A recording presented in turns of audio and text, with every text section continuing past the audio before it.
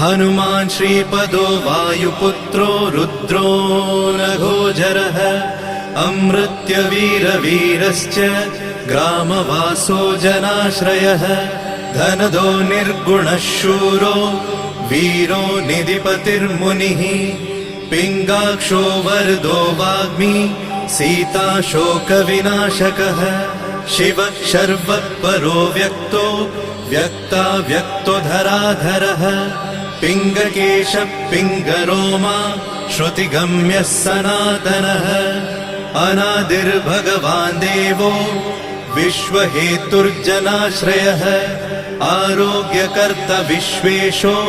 विश्वनाथो हरीश्वरः भर्गो रामो रामभक्तः कल्याणप्रकृतिस्थिरः विश्वम्भरो विश्वमूर्तिर्